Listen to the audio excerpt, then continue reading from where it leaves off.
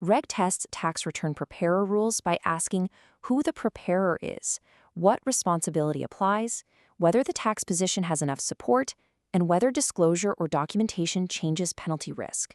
The main skill is separating the preparer's responsibility from the taxpayer's responsibility. Section 1. The REG Exam Framework. To conquer these fact patterns without hesitation, you really need a solid mental structure. Approaching multiple choice scenarios randomly, well, that's just going to lead to second guessing. Instead, we're going to use a strict analytical sequence. There are 6 sequential questions you've got to mentally answer when evaluating any scenario. First, is the person actually a tax return preparer under the rules? If yes, second, what specific professional duty applies to them? Third, does the tax position taken have adequate substantiation and support? Fourth, is formal disclosure needed to mitigate penalty exposure? Fifth, you have to evaluate the preparer's conduct. Is it ordinary, unreasonable, willful, or reckless? And finally, based on those answers, what consequence or penalty follows? Following this exact order prevents you from jumping to conclusions and helps you pinpoint precisely which rule is being tested. Section 2. Who is a preparer? Identifying whether the individual in the scenario actually meets the legal definition of a tax return preparer is your very first hurdle. A compensated preparer is generally someone paid to prepare all or a substantial portion of a return or refund claim. Compensation is the absolute key trigger here. Someone who provides only mechanical assistance, like typing data for free, or maybe offering general tax information without preparing a specific return, is not a preparer. If an individual prepares a return for a friend for free or volunteers in an uncompensated program, those strict tax return preparer penalties just don't apply to them in the same way. Also, keep in mind that a substantial portion isn't evaluated just by a strict dollar amount or a single line item. It's really based on the complexity, the weight of the schedule being prepared, and the overall tax impact. If they're paid to do the heavy analytical lifting, they are a preparer. Once we've established compensation, we have to distinguish between signing and non-signing preparers. Signing preparers, of course, bear primary responsibility for the overall return because their name goes on the bottom line, but you'll frequently be tested on non-signing preparers.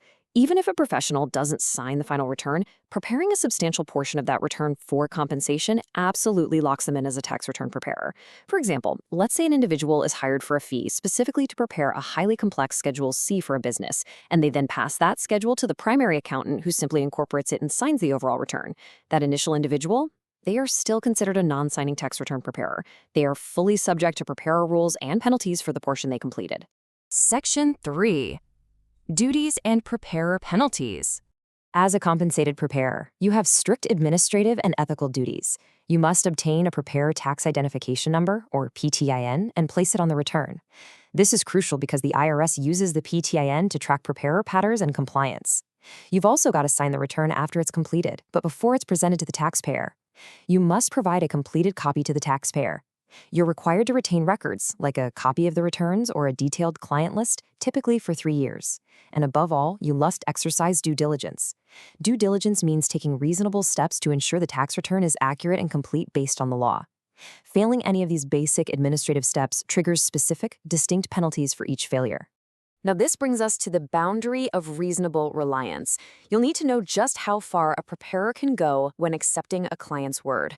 The rule is pretty straightforward. You don't have to audit your client. You can generally rely in good faith on the information they provide without requiring formal, independent verification. But, and this is a big but, that reliance strictly stops if the information appears incomplete, inconsistent, or incorrect on its face. For instance, if a client verbally tells you their business income is $40,000, but they hand you a W-2 and a 1099 form that clearly show income exceeding $100,000, you can't just blindly accept the verbal statement. The information is plainly inconsistent. You are legally required to ask more questions and make reasonable inquiries to resolve that discrepancy. When a preparer fails in these duties, we evaluate their conduct to determine the penalty tier. Look for specific keywords in the fact patterns to figure out the severity. An unreasonable position often stems from ordinary negligence, a lack of reasonable care, or just careless reporting. Think of a preparer missing a standard deduction calculation due to a simple oversight. But if the facts state the preparer intentionally inflated deductions, knowingly understated liability to get a larger refund, or recklessly disregarded the established rules, well, now we've crossed into willful or reckless conduct. Keep in mind, the financial penalties for willful or reckless conduct are substantially higher. The presence of intent or reckless disregard fundamentally changes the nature of the violation and escalates the consequences. You absolutely must keep preparer penalties strictly separate from taxpayer penalties. This is a vital skill. The taxpayer and the preparer are two entirely distinct actors. The taxpayer might face an accuracy-related penalty for underpaying their tax, while the preparer faces a completely separate penalty for taking an unreasonable position. When you're reading a scenario, take a beat and explicitly ask yourself, is this asking about the preparer's liability or the taxpayer's liability? Do not mix them up. The preparer does not pay the taxpayer's underpayment penalty, and the taxpayer doesn't pay the preparer's conduct penalty. Section 4. Substantiation and disclosure. Substantiation simply means having enough concrete proof to back up a position.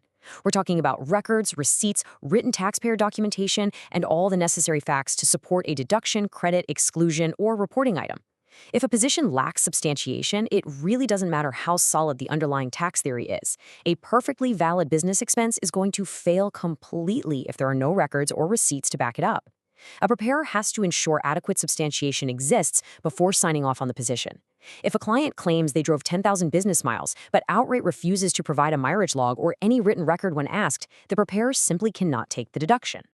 When evaluating a complex tax position, rely on this logical disclosure framework.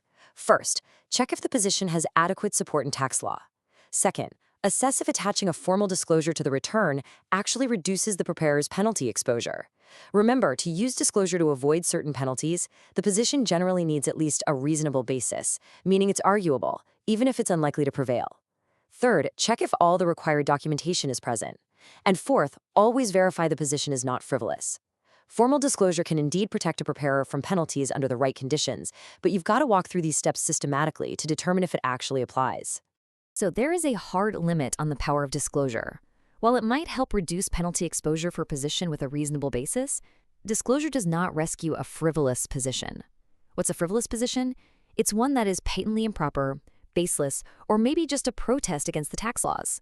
For example, a taxpayer claiming that paying federal income tax is entirely voluntary under the Constitution is taking a frivolous position.